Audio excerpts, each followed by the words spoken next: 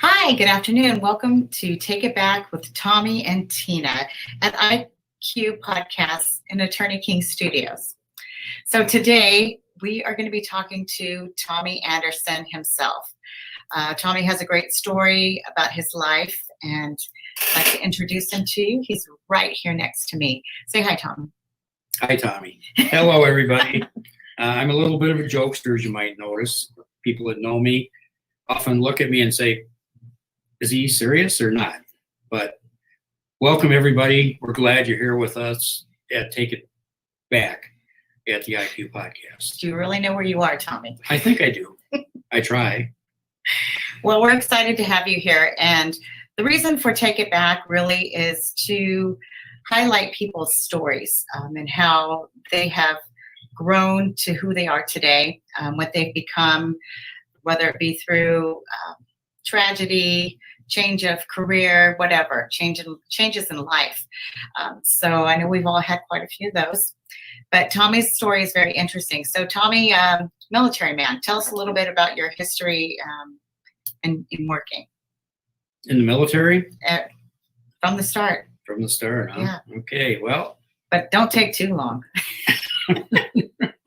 Well, I was always interested in the military. My dad was a World War II vet, and he wouldn't talk a whole lot about what went on, and like he was like a lot of vets. But one thing I found from being the oldest and from a younger perspective, him and I would watch war movies and television shows, and even when I was little, and he would say, if you were older, I would have taken you on the ship with me during the war, and it was things like that. And I'd always ask, why, Dad? And he'd watch some of the shows, and he would say, you want us to start over? Oh, I screwed up, didn't I? No, not at all. They just want you to look at the screen. Hey, come on, we're being real. We're just being real. Yeah, but now I lost my total train of thought. Thanks, Sarah. That's our program director here. She's adorable. Okay, well, getting back to it, my dad would watch these programs with me, and he'd say, that's not real. That's not how it actually happened. And and I would say, why, Dad? And tell me. And he would tell me actually things during that movie, and I got to know him more as time got on. I got to respect more of what he went through. And out of that, I decided, I want to go in the military. And when I graduated from high school, I was 17 still, and I wanted to enlist in the Army. I was too young. I needed a parent's signature, but I kept pestering my mom, where she finally relinquished and signed, because she knew I would go in anyhow. So I went in for a couple of years into the Army. Back when they had the draft, they still had a program where you can enlist for 2 years and spend 2 years in the reserve and 2 more years in active reserve. So I went in. I became a infantry radioman. I ended up not going to Vietnam. I stayed in the country. And after I got out of the service, I started my reserve commitment. I liked it, so I stayed in it for another 21 years. And I ended up retiring out of the Air National Guard as a master sergeant. I was the deputy fire chief for the Air Force. My civilian career that went along with it, I looked for a job when I got out of the military, and I wanted to go into law enforcement. I started working part-time for the sheriff's department, and eventually moved into the dispatch. And it wasn't what I thought it would be, and I decided I'm going to go to the fire department, which I ended up doing, and I stayed there with a career for another 25 years till I was injured on a fire call, and I had to retire. I could no longer remain in active service.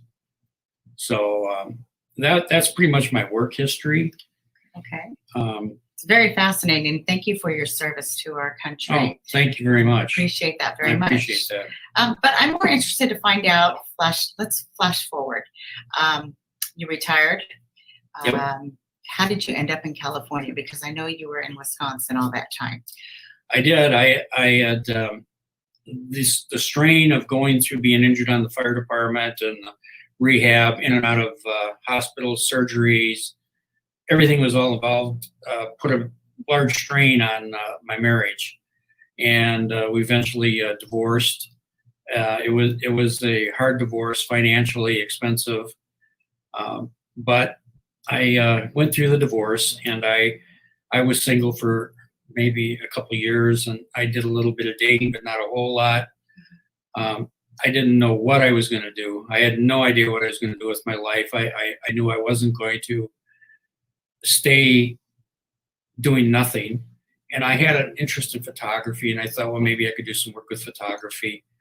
Well, what happened is my life just seemed to be getting worse and worse in Wisconsin, and I had the cost of the divorce. I didn't have enough money one month to pay for my electrical bill, so they shut off my heat and lights, and I was sleeping for a little bit in my car because I could have the heat in there, and my dogs were with me. And a police officer came and said, we can get you into a shelter. You can stay there. And I said, no, I'm not going to go. I'm not going to leave my dogs. And she had said that, well, you're a veteran. The American Legion here has something where they could probably help you with the utility bill. And they did. And I had I went to them and told them what was happening, and I just needed it for this month. And they said that they'd pay the electrical bill if I could pay the first $100 of it. And I said, sure, that would be great. And so I went to some family members and asked, and nobody would help me. And I ended up selling some of my grandma's antiques at some pawn shops, came up with it. I was back in my house, and I was totally depressed. And I opened up a book, and out came some pictures of a old girlfriend I had in California who was lived in Corona. And I looked at it and I said, man, I really blew it with her because I really had a chance. She was super nice. And I was so burned out after my divorce that I couldn't commit to anything. And I put it away. And that night I prayed and I said, God, just show me the way. I don't know what to do anymore. I'm totally lost. The next morning I had a email from that woman asking how I was. And I realized that something more was going on. It was bigger than myself, and we reconnected, and we got closer, and we made plans for me to move to California and us begin a life together. I sold my house. I sold everything I had, every possession I had. I sold to make the move. I had shipped my car to Riverside, California. I shipped some of my clothes, and 2 weeks before I was to leave for California, I couldn't get a hold of her, and I come to find out that she didn't want me to come anymore. She had gone back to an old boyfriend and basically left me high and dry. And I just said, I'm at a crossroads now. I have to do something. I can't wallow in this. So I just, like in the Beverly Hillbillies, I packed up my RV and I drove to California, not knowing anybody, except I knew my car was here and a lot of my possessions were here. So I got a lot of flack from friends and family. You're crazy. Why'd you get rid of everything? Why are you going out there? And I did. I came out here, and if I wouldn't have come out here, I would have never met my wife, who's an amazing woman, and my support system.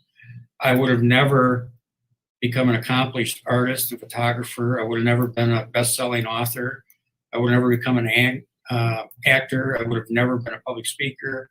I would have never you would have written a never met screenplay. me. I would have never met this wonderful woman here, and all the wonderful friends and things I've been able to do out here through foundations, having this show.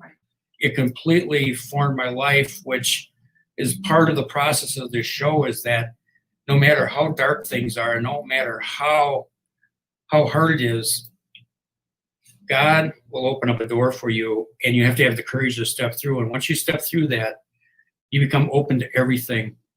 And the hardest part is stepping through. And sometimes you have to throw what your friends say and your family say to the side and say, I got to do this. And if I wouldn't have done that, I would not have prospered and become the person I am today.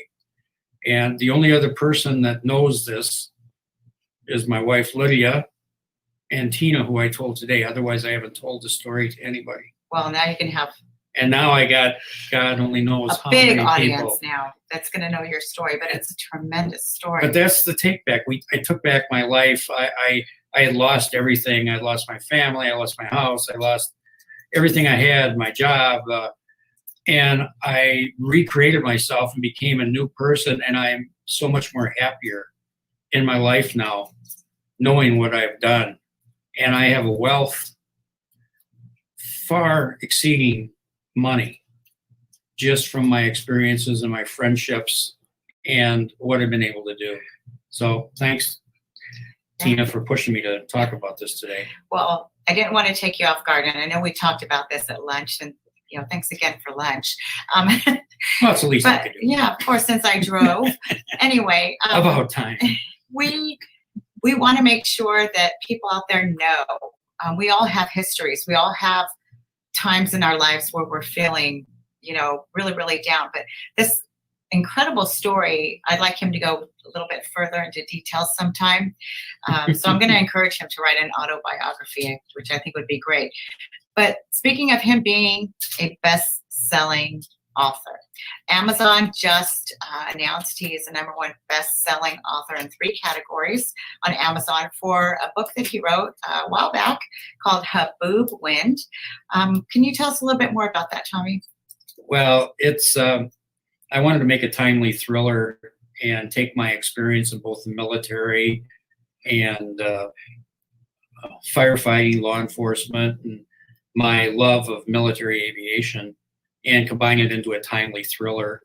And I took current events and I created a scenario in which an armed force would attack the country and they would use sophisticated electronic pulse weapons to neutralize America's ability to fight back. And the story basically follows an FBI team investigating lone wolf attacks and their increase in severity and the number, and they realize it's leading up to something big. They work to stop it. They can't. And it's a story about teamwork between law enforcement, military, and general citizens bonding together as a team to fight back to save America. And I think it's really a timely story now with all the division in the country, because this is the only country in the world where I could do what I'm doing, where you can do what you're doing. Tina might not say it, but she's an amazing singer on Spotify, iTunes. She sang the lead song for the movie I wrote, Life After Oblivion. She wrote the song, she performed it. So she's got a story to tell too, and we'll get there someday, let me tell you. Someday.